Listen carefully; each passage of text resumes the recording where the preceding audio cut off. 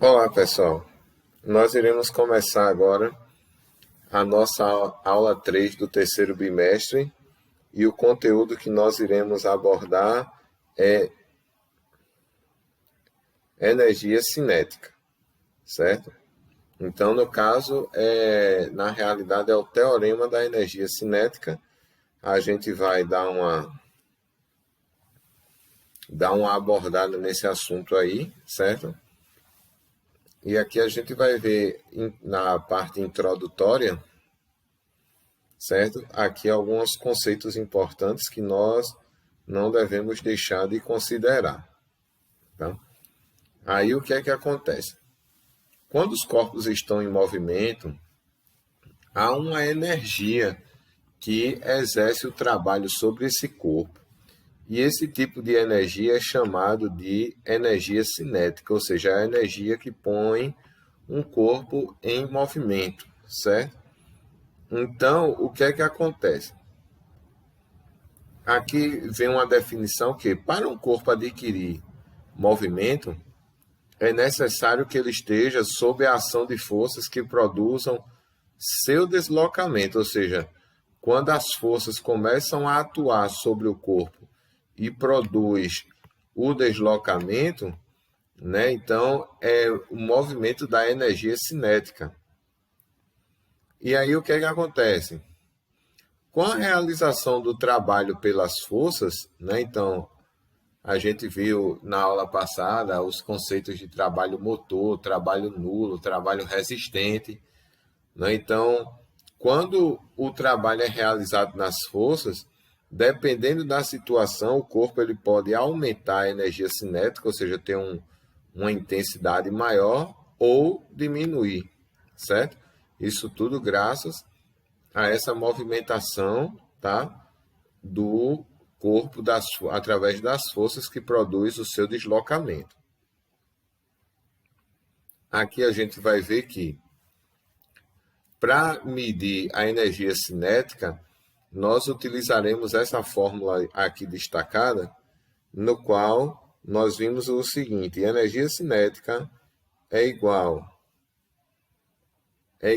a massa, que é representada por m, vezes v ao quadrado, que é a velocidade, e o resultado disso nós dividirmos por 2, certo? É importante a gente salientar o seguinte, que a massa ela é dada em quilograma, tá? Em quilo, e a velocidade em metros por segundo, ok? Aí o teorema da energia cinética, ela é dada por o cálculo da energia cinética final menos a energia cinética inicial do corpo, certo? Aí aqui está destacando a importância desse teorema, porque ele permite analisar situações em que as forças têm intensidade variável, ou seja, ora a intensidade é maior e ora diminui. E, portanto, realiza um movimento movimento variado.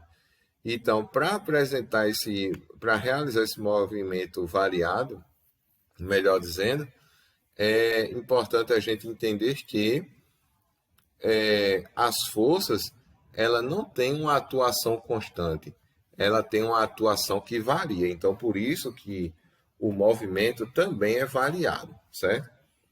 Que então aqui também o teorema trabalha com o cálculo da força, né, calculando a variação de energia submetido do corpo sobre essa força, e também é a capacidade de sabermos o quanto de energia é trocada entre o corpo e aquele que aplica a força, né?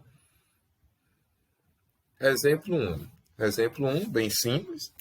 A gente vai observar aqui o seguinte: determinar a energia cinética de um corpo de 2 kg de massa que se movimenta com velocidade de 2 metros por segundo em relação à Terra. Aí aqui a gente precisa identificar os dados, né? 2 quilos. Aí 2 quilos se refere à massa, então, se referindo à massa, então é o valor de m, certo? Aí aqui, ó, a gente já coloca m igual a 2 kg e a velocidade de 2 metros por segundo. Então, é referente ao valor de V. Substituindo na fórmula, nós temos m substituindo por 2, vezes V, que também é 2 metros por segundo, só que está ao quadrado. Aí ficou 2 vezes 2 ao quadrado sobre 2. Aí a gente, 2 vezes 4 sobre 2, né? Por quê? 2 ao quadrado equivale a 4, certo? Aí 2 vezes 4, 8. 8 sobre 2 igual a 4.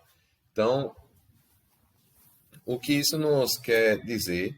Que a energia cinética de um corpo ela é determinada quando a gente determinar o resultado, melhor dizendo, você coloca o J de Joule, certo? A mesma unidade que é utilizada no trabalho, vocês poderão utilizar também no que se refere ao estudo da energia cinética, tá? Então, a gente viu aqui o primeiro exemplo, é um exemplo bem elementar, bem básico, mas não esqueçamos que a massa desse corpo sempre tem que ser dada em quilograma, certo? E a velocidade ao qual o corpo está se movimentando tem que ser dada em metros por segundo, tá? Dando continuidade, o exemplo 2, agora a gente vai exigir mais um pouquinho, certo? Ele vem dizer aqui o seguinte: ao cobrar um tiro de meta, um goleiro chuta na direção horizontal, né? Uma bola inicialmente em repouso. Então, por quê? Porque a bola estava parada, certo? E a massa dela é de 0,5 kg, ou seja, meio quilo. Sabendo que a bola atinge uma velocidade final de 36 metros por segundo, certo? Calcular o trabalho realizado pela força resultante. Então, aqui a gente vai ver o seguinte: como é que se calcula o trabalho da força resultante? É a variação da energia cinética. Então, a gente vai ver a energia cinética final menos a energia cinética no momento inicial. Qual é o momento inicial? O momento inicial é quando acontece de o goleiro, ao cobrar o tiro de meta, a bola está parada em repouso. Então, esse momento a gente caracteriza como o momento inicial da situação. Aí é por isso que a velocidade inicial é igual a zero, tá? Aí aqui a gente vai observar o seguinte, certo? A massa é meio quilo e a velocidade final aqui, essa parte aqui foi um erro de digitação, que não são 36 e sim 30 metros por segundo, tá? Então, isso aqui foi um erro de digitação, certo? Aí, aqui agora, nós utilizaremos a mesma fórmula da primeira questão, só que a gente vai usar como variação, certo? Então, a gente vai usar como variação. Então, a variação, para a gente calcular o trabalho da força resultante, é a variação da energia cinética, ou seja, é a energia do momento final menos a energia do momento inicial. Quando nós substituímos, a bola tem a mesma massa, tanto no momento inicial como final, que é 0,5, Vf, que é a velocidade final, ficou 30 ao quadrado, menos 0,5 vezes que a velocidade inicial é igual a zero, que a bola estava em repouso. Então, vezes zero ao quadrado. Ao efetuarmos esse cálculo, a gente pode eliminar esse lado todo. Por quê? Porque a gente sabe que, matematicamente, todo número multiplicado por zero é zero. Então, ficou uma continha bem simples para a gente resolver. Aí ficou 0,5 vezes 900, por quê? 30 ao quadrado é equivalente a 30 vezes 30. Logo, 30 ao quadrado é igual a 900, tá bom? Aí isso tudo a gente vai dividir por 2. Continuando, quando a gente multiplica 900 vezes 0,5, vai resultar em 450. E como a gente viu que a fórmula de variação de energia, a gente sempre tem que dividir por 2, então 450 dividido por 2 resulta em 225 joules. Então, qual é o resultado aqui? Que o trabalho realizado pela força resultante foi equivalente a 225 joules. Né? Não esqueçamos que, quando nós formos calcular o trabalho de uma força resultante, é oriundo de quê? Da variação da energia cinética, ou seja, é a energia cinética final menos a energia cinética no momento inicial, tá bom? E agora, nós iremos fazer aqui a questão 3, tá? Agora nós iremos observar que é um gráficozinho. Aí esse gráfico está mostrando o quê? Que ele está dando um exemplo de um plano horizontal sem atrito.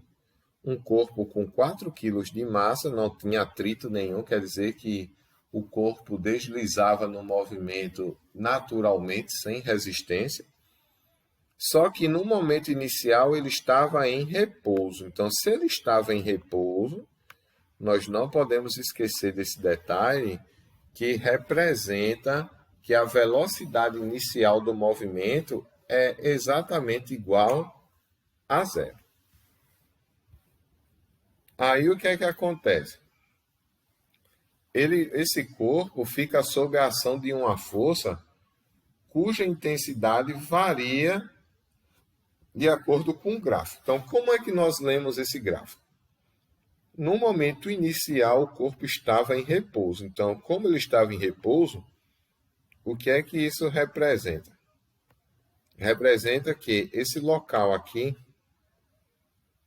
é onde tudo começou, certo? O corpo estava em repouso, não tinha intensidade de força aplicada no corpo, então não havia movimento. Mas aí o que foi que aconteceu? Começou a haver movimento. Na medida que houve esse movimento, após 4 metros de deslocamento, ó, por isso que está aqui de 0 até 4, após esse corpo deslocar 4 metros, atingiu uma intensidade de força equivalente a 16 newton, certo? Aí o que é que a gente vai fazer? O nosso desafio aqui é saber determinar, melhor dizendo, a velocidade desse corpo durante esse período de deslocamento. Aí o que é que a gente vai fazer? A gente tem que saber dessa informação, que a força tem direção paralela ao plano, né? Então, se o corpo está se deslocando de modo horizontal, a força também está de maneira horizontal, tá ok? Agora a gente vai dar continuidade aqui na resolução. Aí o que é que acontece?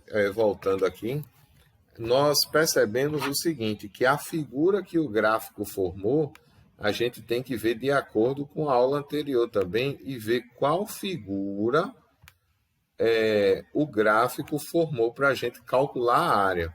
Por quê? Se a gente não conseguir calcular a área, vai ser praticamente impossível a gente resolver a questão. Aí aqui o que é que vai fazer? A gente viu que a figura que foi formada nessa parte rachurada é um triângulo. E a fórmula para calcular a área de um triângulo, ela é dada por B vezes H sobre 2. O que significa isso? Que B representa a base do triângulo, no caso é essa região aqui que eu irei destacar, ó, base, altura. Aí a base vai o quê? Medir 4 por quê? Porque aqui, de acordo com o gráfico, é a distância de 0 até 4, certo? E H vai ser 16, que representa essa altura aqui, ó. Aí, substituindo, quem é B? 4. H, 16. Ao multiplicar 4 por 16, resulta em 64. Mas como a área do triângulo divide por 2, logo 64 dividido por 2 o trabalho da força resultante vai dar igual a 32 joules. Mas a nossa questão não quer saber disso como definição, e sim como um valor de apoio para a gente ir em busca da solução. Por isso que sempre quando vier questões referentes à determinação de velocidade, é bom sempre, primeiramente, determinar o trabalho do corpo para depois a gente ir determinar a velocidade, que é o que a gente precisa. E para a gente determinar a velocidade, a gente vai utilizar a fórmula da variação, né? Que foi exatamente a mesma fórmula que foi utilizada no exemplo 2, que foi o anterior. Aí o que é que acontece? O trabalho da força resultante igual à variação da energia cinética. Aí o que é que acontece? É o momento final menos o momento inicial, certo? Aí a gente já sabe que o trabalho da força foi igual a 32. Aí o que é que a gente faz? A gente vai pegar, substituir o trabalho por 32, que é igual a 4. Por que 4?